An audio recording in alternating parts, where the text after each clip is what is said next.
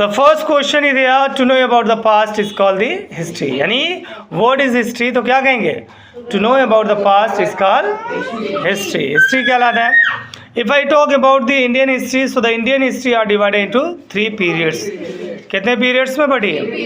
कौन कौन से? Ancient, medieval and modern. हाँ, 3 period में बढ़ी है. One thing we must be know also that who is called the historian. The man who study about the history is called the historian. यानी वो इंसान जो हिस्ट्री को स्टडी करता है वही क्या कहलाता है?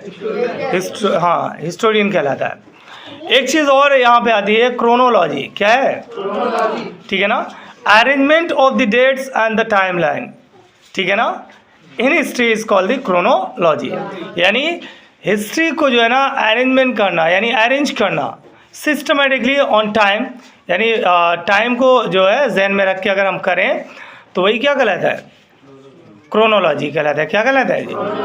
हाँ. एक वर्ड यहाँ पे आता है टाइम लाइन. टाइम लाइन जब आप पढ़ेंगे तो 2 वर्ड आपका आएगा. 2 नहीं बल्कि 3 वर्ड आएंगे. कितने वर्ड आएंगे? एक आएगा BC.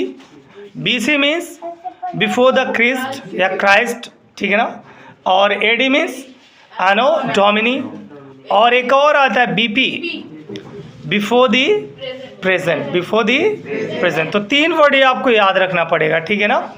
ये बहुत ही इंपॉर्टेंट वर्ड है. ठीक है ना, जिनको जानना बहुत ज़रूरी है. ठीक है ना. तो जो मेन चीज़ें जो आपको बताएगी, 4-5 चीज़ें जो बताएगी है, उसी पे अगर आप फोकस कर लेंगे तो आपको बहुत सारी चीज़ें आ जाएंगी. किससे रिलेटेड?